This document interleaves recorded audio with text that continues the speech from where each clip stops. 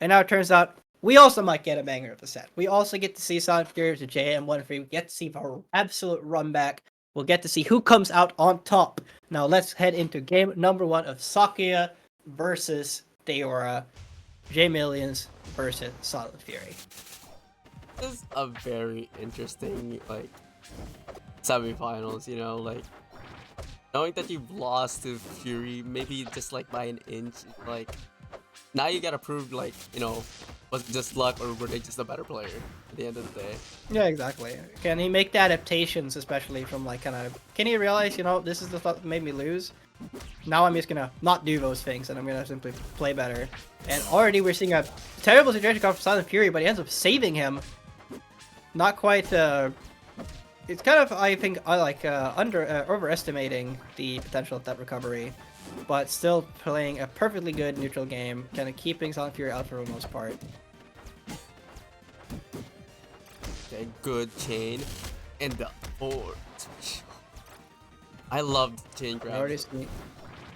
Yeah, we're already seeing the percent also evening itself out. Good catches here from J-Millions. Good forward air to finally get that KO. Ooh. Sending one back straight up with a down strong. I love the small trades. I love the small whiff attacks there. Just like doing the up air just to know like, hey, I kind of missed this attack and then just ending it with a fair. Now, Fury kind of getting stuck here at the edge of the stage, finding a parry, finally getting back their advantage. Jordan slipping the knife through the cracks here. Nice dash back. Out with the watch. Off stage, Fury was getting hit by the barely weaving out to not get caught by that pocket watch.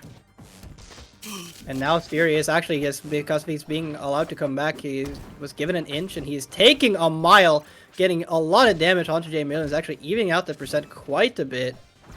Now ending up in a bit of a deficit, but landing this next grab could be everything. Barely skipping the knee. Trying to find these parries on the clear aerial approaches, not quite finding them. Alright, this time Jordan ends up going not committing enough that time. Overcommitted once, undercommitted next time, and SilentFuRi is going to be one to run away with the next stock. Getting away with 153.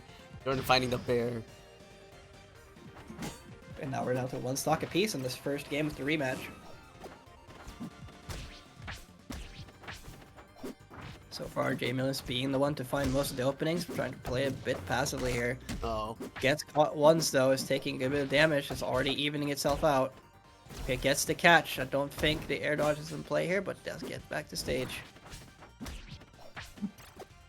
Was really at equal percents because of their weight here. He can take more damage, but Jordan needs to make sure he doesn't get caught in a grab. The bears. Oh, wait, no air dodge here. No air dodge is present. That means that J-Millions is gonna go absolutely ham on this, and that's not gonna be enough to recover for SilentFuRi. And that means that JM1-3 takes the first game of this run back. Already definitely making some adjustments. Definitely being a bit clean. Trying to be a bit cleaner on the edge guards and just making sure that SilentFuRi gets kept out as much as possible. And also doing a bit of a better job of getting out of the punish game, which is, I think that's been consistently the thing we've seen adaptation-wise now from especially Dakota, Sego, and also now JM1-3, is that they are not getting as hit by the kind of vortex situation that Daora puts you into. And now heading back into a run back. On that stage, I would particularly don't think that running it back would be best right now. Because I feel like they've already played on the stage 3 times, right? Like, you already had your previous set, and now they're kind of used to what you can do on this stage. I think showing around. We're already seeing very disgusting awareness, like Jamin is not taking a single percent so far and gets that stock very cleanly. I think that this is one of the situations where the download has been going in the other direction, and J-Millions is just gonna still keep running away with it for now. Like, you got your shot at fame, you won against me, like, what else you got now? You do it twice. Like, will Thunder strike twice for you? We shall see. As so far, it is definitely still very much in JM1's favor. It does end up he's kind of falling right into SilentFuRi's hands though, and Fury is getting grabs on grabs on grabs. Just take, tries to kind of do things to apply the mark. I can respect it, to try and mix things up. JM1's does not end up falling for it. SilentFuRi at least is getting a good bit of hits in right now. Sliding around here.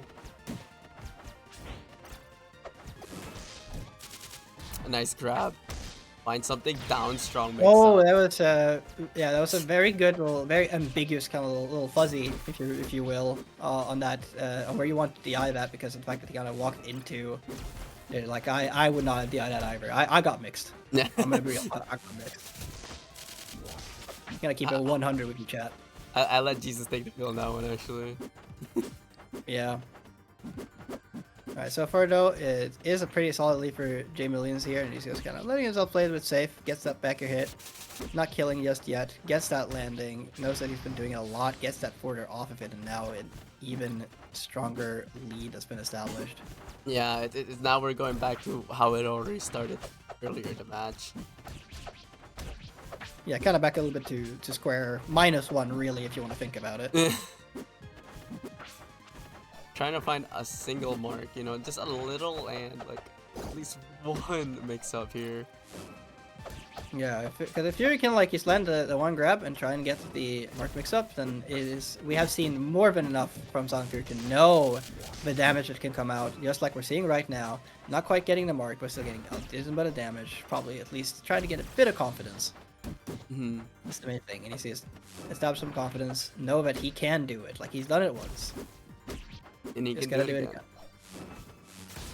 Oh, getting hit We'll by the time. The No jump.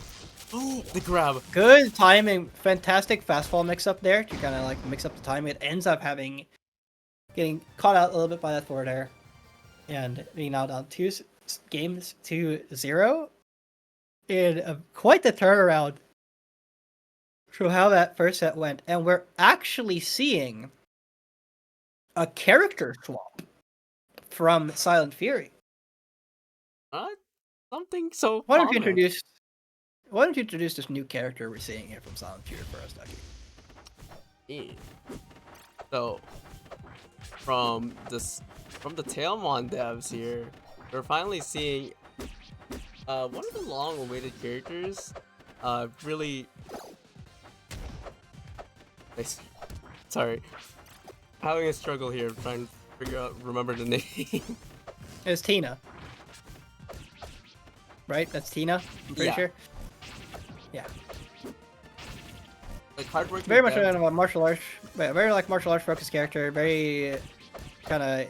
Tailmon really likes having the brawler-esque characters. That's very much been their forte, and this one is no different. Very much neat little brawler character. So far, though, JM1-3 is kind of helping shut it down, while SilentFuRi is, at least with the speed of this character, I do think that this might be a bit of a better pick to try and go over the like slow bull if he felt he couldn't get in.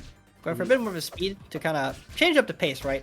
I feel like that's ultimately been one of the biggest things about any time anyone's gone for attempting a counter pick. They're just trying to change the pace of the game.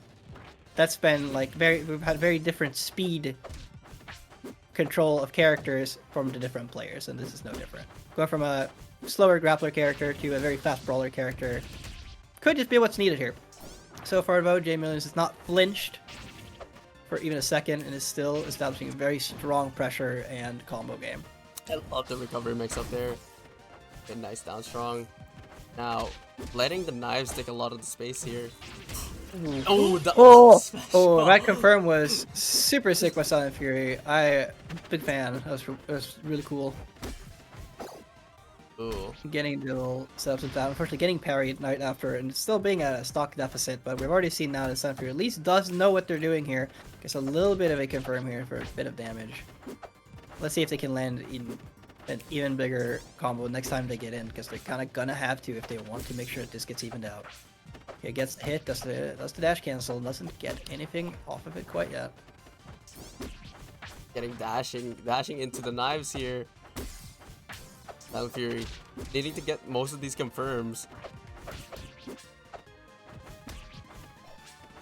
It's funny to see the switch here. Rather than going for the mix-ups, it's now just going for like the confirm combos, right? Like you're now realizing I can get the hits in. I just like getting the reads is so hard.